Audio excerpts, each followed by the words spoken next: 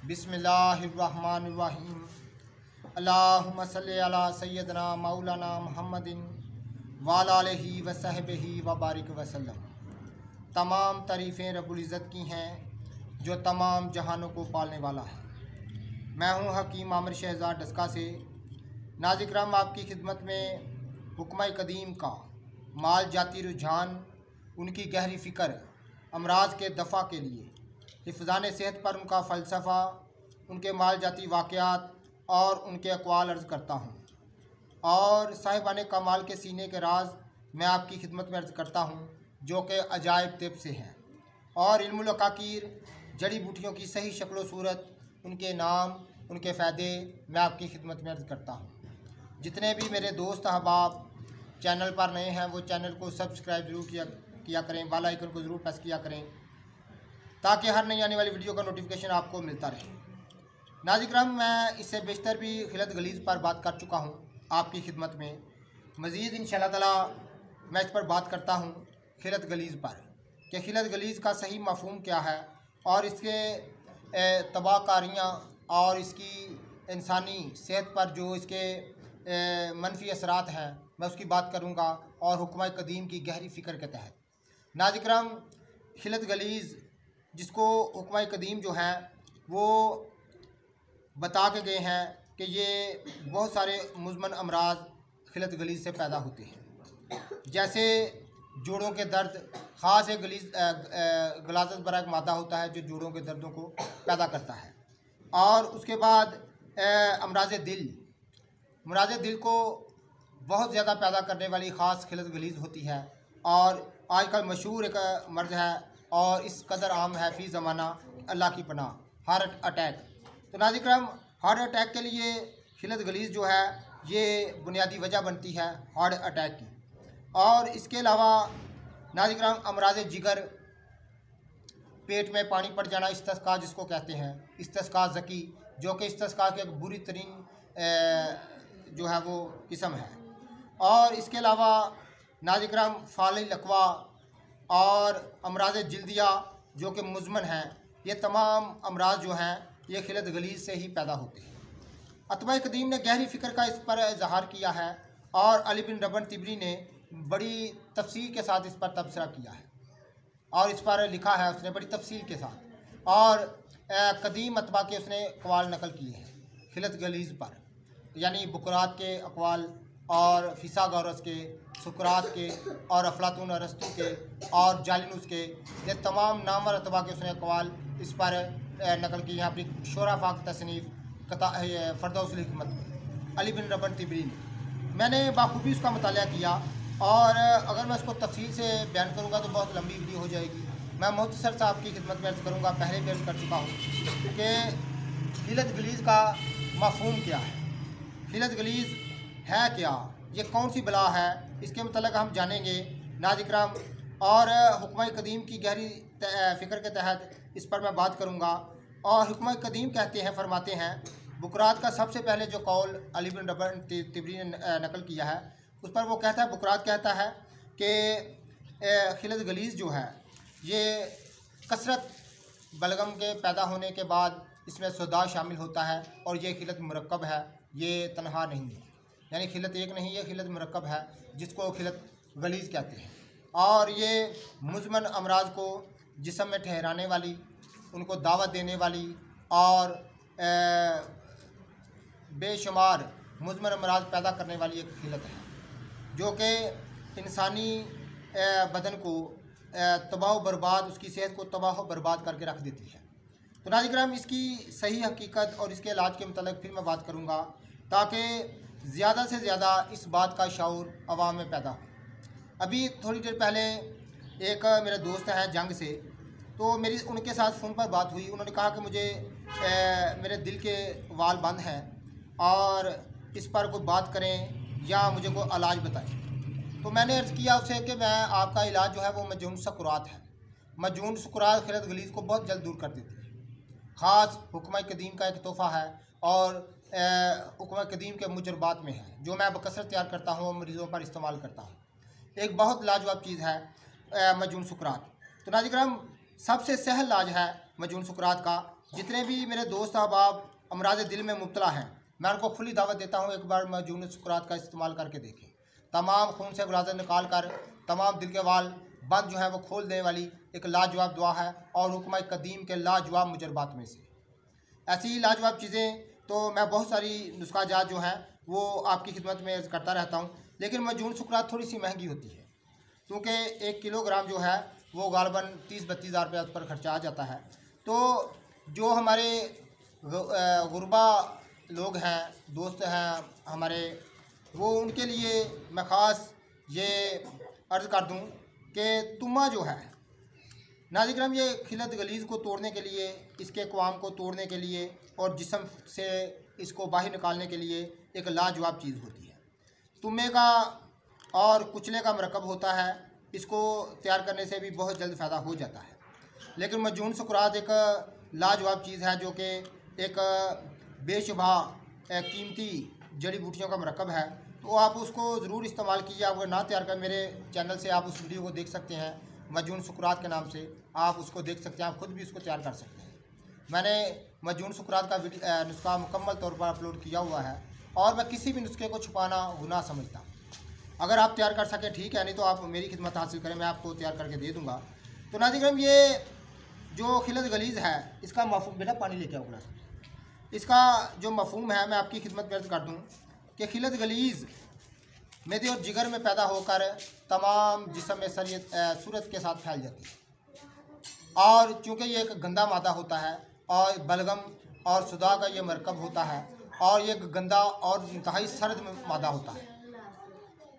खिलत गलीज़ का मफ़हूम मैं आपकी खिदमत में अर्ज़ कर दूँ, जो कि मेरे दोस्त अहबाब इस बात को समझें, इस बात को जानें खुदारा कि खिलत गलीज़ जो है एक इंतहाई सर्द मादा होता है जो खून में सूरत के साथ फैल जाता है और जहाँ जहाँ भी इसको बरीक शरयाने वहने नज़र आती हैं वहाँ ये ठहर जाता है और ये हार्ट अटैक का बायस होता है। इसकी बुनियादी वजह मैंने आपकी खिदमत में अर्ज़ कर दी और फालज की बुनियादी वजह यही मादा है, जोड़ों के दर्द की बुनियादी वजह यही मादा है, फासद खिलत जिसको कहते हैं, खिलत गलीज़ जिसको कहते हैं, और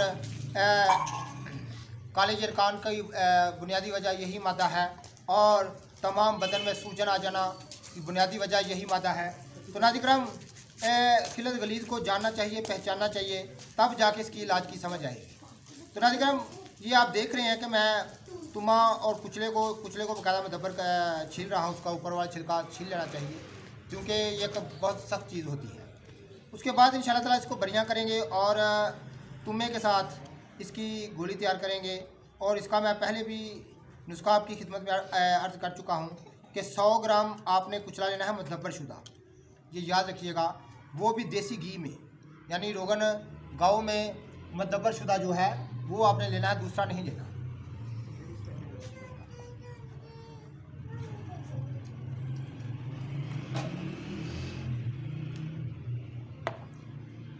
दूसरा जो मुदब्बर शुदा कुचला है वो किसी काम का नहीं होता, वो सही मुदब्बर की तरकीब नहीं, चूँकि अक़वाए कदीम ने जो देसी घी में मुदब्बर शुदा कुचला है इसको ही बेहतर तरकीब कहा है और तमाम सन्यासी इसी के कायल हैं।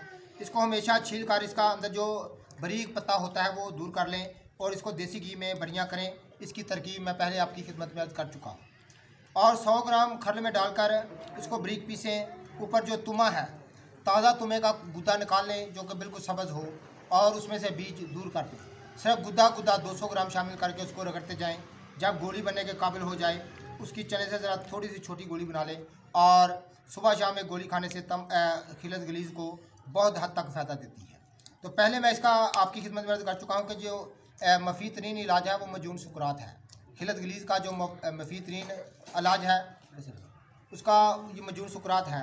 तो जो दोस्त साहब आप मजून सुकरात को ना तैयार कर सकते हों या गुरबा हजरात मेरे भाई हैं, दोस्त हैं, उनके लिए ये ख़ास मैं नुस्खा अर्ज़ कर रहा हूँ कि तुमा और कुचला जो है ये बड़ी लाजवाब चीज़ है।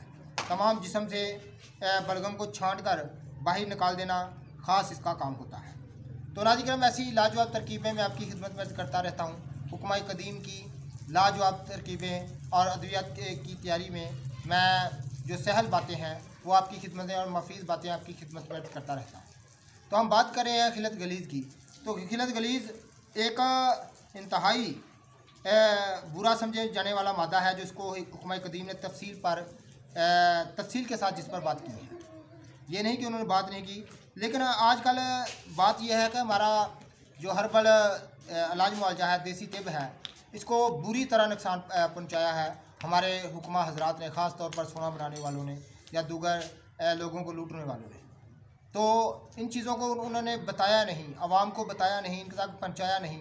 हम चाहिए तो ये था इस पर मुकम्मल काम होता, इस पर तवज्जो होती और इन चीज़ों को आगे जो है वो नस्ल दर नस्ल मुंतकिल किया जाता। लेकिन एक दो सदी में बुरी तरह हमारा जो फ़न तिब है वो मुतासर हुआ है, ख़ास तौर पर ये जो हमारे सोना बनाने वाले भाई हैं, हजरात हैं। तो मैं इस पर वीडियो बना चुका हूँ कि सोना नहीं बन सकता भाई, वो इस तरह नहीं बन सकता कि सोना अल्लाह की एक मखलूक है। सोना एक मुकम्मल जामिया मखलूक है और मखलूक को बनाना खालिक का काम है, मखलूक का काम नहीं, बंदों का काम नहीं। इसको बनाना ना बना सकता है, ना कोई इस पर जितनी मर्जी वो ज़हीन हो, जितना मर्जी लायक हो, पढ़ा लिखा हो, वो नहीं बना सकता, क्योंकि रब्बुल इज़्ज़त ने किसी को अख्तियार नहीं बख्शा। मेन इसकी वजह वो नहीं जानते या वह लगे हुए हैं अपनी लगन में, वो इस बात को नहीं जानते कि अल्लाह ताला ने किसी भी मखलूक को मखलूक बनाने का अख्तियार नहीं बख्शा। जितना मर्ज़ी वो लायक हो, जितना मर्ज़ी वो काबिल हो, केमिस्ट्री का वो बहुत बड़ा मालूम हो, नहीं बना सकता, क्योंकि ये रब्बुल इज़्ज़त ने किसी को ये जो है वो अख्तियार बख्शा ही नहीं। किसी को ये अख्तियार रब्बुल इज़्ज़त ने बख्शा ही नहीं कि कोई सोना बना सके, कोई मखलूक दूसरी मखलूक को बना ले। ये कैसे हो सकता है? ये एक खुली जहालत है। इस पर मैं पहले भी बात कर चुका हूँ, तो इस पर मैं पहले भी बात कर चुका हूँ तो कि सोना जो है वो ये नहीं बन सकता। तो नाज़रीन, ये आप देख रहे हैं कि मैं कुचले को छील रहा हूँ बड़ी मेहनत के साथ। मैं तमाम अद्वियात की तैयारी खुद अपने हाथों से करता हूँ और कभी भी कोई गफलत, कोई कोताही इसमें मैं बिल्कुल बर्दाश्त नहीं करता। और जो मेरे दोस्त अहबाब मुझसे अद्वियात मंगवाते हैं, इस बात को खूब भी जान लें कि मैं हमेशा अद्वियात को बड़ी लगन के साथ और बड़ी मेहनत के साथ खुद तैयार करता हूँ, ताकि मैं बार बार अपने दोस्तों से कहता हूँ कि शफ़ा कम हो, ज़्यादा हो, ना हो, मुकम्मल शफ़ा हो जाए, ये तमाम अल्लाह के पास अख्तियार है। लेकिन हमें अपने फ़न में दुआ कभी गफलत नहीं बरतनी चाहिए। दवा की तैयारी में कभी भी धोखा नहीं देना चाहिए। किसी भी इंसान को धोखा नहीं दे। अगला काम अल्लाह के पास है, अगला काम जो है इसके आगे जो काम है शफ़ा वाला, वो अल्लाह के पास है। लेकिन हमें दुआ करनी चाहिए और नेक नीति से दुआ बिल्कुल देसी तैयार करनी चाहिए। तो जो हमारे हकीम हजरात देसी दुआ का नाम लेकर एलोपैथिक दवाइयाँ थोप देते हैं, उनको ज़रा शर्म आनी चाहिए कि वो क्या कहते हैं इस फ़न के साथ। आवाम को नाज के साथ धोखा करने को शर्म आनी चाहिए कि ये काम जो है सिर्फ क्या है कि वो मेहनत नहीं कर सकते, मेहनत की आदत नहीं उन्हें। तो इस तरह नहीं करना चाहिए। शफ़ा होनी देनी ना देनी ये अल्लाह का काम है, ये इंसान के बस की बात नहीं। लेकिन जो है अपने फ़न के साथ धोखा और लोगों के साथ धोखा नहीं होना चाहिए। तो मैं हमेशा अद्वियात को तैयारी जो है बड़ी लगन और मेहनत के साथ करता हूँ। तो बात कर रहा हूँ मैं खिलत गलीज़ की। तो खिलत गलीज़ पर हुक्मा कदीम ने बकसरत उनके अक़वाल हैं और उनके जो है वो इस पर उन्होंने मुकम्मल तौर पर बाब बांधे हुए हैं कि खिलत गलीज़ क्या है। और अतबाए कदीम की जो सबसे बेहतर जो चीज़ है, जो उसकी हकीम बुकरात हैं, उन्होंने तफसील के साथ इस पर लिखा है। और जो ये सबक हमें दिया है कि इखलात अरबा नासर जो सबसे पहले नज़रिया है, ये हकीम बुकरात ने ही लिखा था। और बाकायदा तौर पर हकीम बुकरात ने कहा ये कि इल्हामी तौर पर मुझे अल्लाह ने ये बताया है कि हज़रत इंसान की पैदाइश जो है ये 4 अनासर से है। इससे पहले अंबिया अलैहिस्सलाम ने इस पर काम किया। सरफ़रस्त हज़रत इदरीस अलैहिस्सलाम ने, जो किताबों में तज़किरा मिलता है उनके नाम से, बेटा ये थोड़ा सा पानी लेके, तो उनका नाम हरमस बताया जाता है यूनानी ज़ुबान में, हरमस अव्वल। किताबों में सबसे पहली जो शख्सियत है वो इदरीस अलैहिस्सलाम है, जिनको हज़रत अल्लाह ताला ने हज़रत इदरीस अलैहिस्सलाम पर ये फ़न वही के ज़रिए उतारा। यानी बहुत सारी अमराज की नवाओं कसाम के मतलब इल्म दिया गया और उनको अता किया गया, और बहुत सी नबातात के मतलब इलाज मुआवजा के मतलब उनको इल्म अता किया गया। ये तमाम किताबों में लिखा हुआ है, जो तरीक़ी मौत मेरे कुतब हैं उनमें ये लिखा हुआ है। अल्लाहुम्मा सल्ली अला सय्यदना मौलाना मुहम्मदिन व अला आलिहि व सहबिही व बारिक वसल्लम।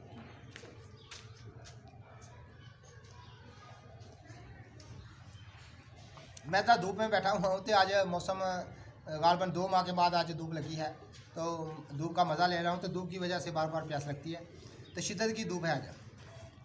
तो धूप खानी चाहिए। धूप जो है वो ज़्यादती के साथ नहीं, किसी भी चीज़ की ज़्यादती जो है वो नुकसान देती है। हर चीज़ का इत्तेदाल के साथ ही रहना चाहिए, तो मुनासिब है। लेकिन धूप जो है वो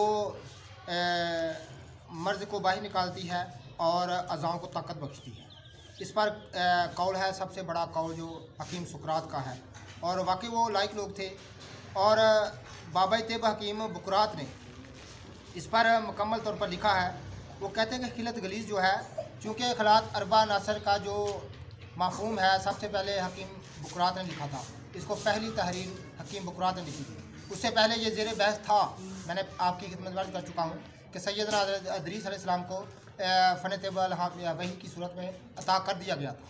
वो दुनिया की पहली शख्सियत है जो कि तबीब की हैसियत से जाने जाते थे, और साथ में उनको नबूवत अता की गई थी। तो उसके बाद ये चीज़ें ज़ेर बहस थी, लोगों में थी। उसके बाद अस्करी बूस का नाम आता है, लेकिन बहुत सारे और भी लोग हैं। लेकिन सरफरस्त बुकरात का इसलिए जिक्र आता है कि बुकरात ने सबसे पहले जो इस फ़न पर तहरीर लिखी वो बुकरात ने लिखी, यानी सबसे पहली जो तहरीर लिखी इस फ़न पर, फ़न तैयब पर, वो बुकरात ने लिखी। और तमाम अलूम से आला, तमाम फ़न से इसको आला उसने दर्जा दिया और इस पर तहरीर लिखी।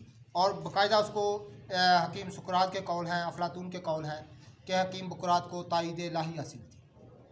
उसको बतौर वही और अलहामी सूरत पर अल्लाह ताला ने तमाम अलूम से आशना कराया था।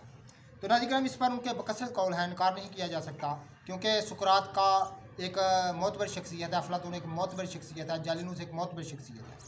तो इस पर उनके बकसरत कौल है कि उन्होंने अल्लाह ताला ने हज़रत जो हकीम बुकरात है उसको अलहामी और वही की सूरत में इल्म जो है वो अता किया था। और उस पर नज़रिया अखलात अरबा नासर सबसे पहले बुकरात ने लिखा। उसमें ये वजाहत उसने की कि हज़रत इंसान जो है वो 4 अनासर से उसकी पैदाइश है, आग, मिट्टी, हवा, पानी। ये 4 चीज़ों का मरकब है। और आग से मराद जो है वो खून है, इसका अंसर जो है गर्म तर है, गर्म खुश्क है। और बलगम से मुराद पानी है, इसका मिजाज इंतहाई सर्द तर है। और इस तरह मट्टी का मिजाज है, इसका मिजाज जो है वह सर्द खुश्क है, जिसको सदा खिलत सुदा कहते हैं। और जो है वो हवा का मिजाज जो है वो गर्म तर है, जिसको दम कहते हैं, खून कहते हैं। तो नाज़रीन, जब सुकरात ने कहा कि जिस्म में बलगम की ज़्यादा पैदाइश होती है, ज़रूरत से ज़्यादा इंसान ऐसी ग़िज़ाएँ खाता है तो जिनसे बलगम बहुत ज़्यादा पैदा हो, तो फिर बलगम बहुत ज़्यादा उसकी पैदाइश होती है। उसके साथ फिर सदा मिलता है जिसको खुश्क कर देता है। इंतहाई सर्द खुश्क एक मादा होता है जो जिस्म में सूरत के साथ फैलता है, तमाम अज़ाओं में, जहाँ ये ठहरने वाली जगह यहाँ ठहरता है और फसाद पैदा करता है। इस बात का नाम खिलत गलीज़ है, जो कि बहुत सारे अमराज का बुनियादी वजह है। तो मैंने आपको आपकी खिदमत में अर्ज़ कर दी है, हार्ट अटैक की बुनियादी वजह खिलत गलीज़ है, जोड़ों दर्दों की बुनियादी वजह खिलत गलीज़ है, और तमाम मुज़मन अमराज की बुनियादी वजह खिलत गलीज़ है। तो नाज़रीन, इसके लिए बेहतरीन इलाज मजून सुकरात है, जो हुक्म कदीम की ख़ास मुजरबात में से है और हकीम सुकरात से ये मनसूब की जाती है। और इस पर इंशाअल्लाह ताला मज़ीद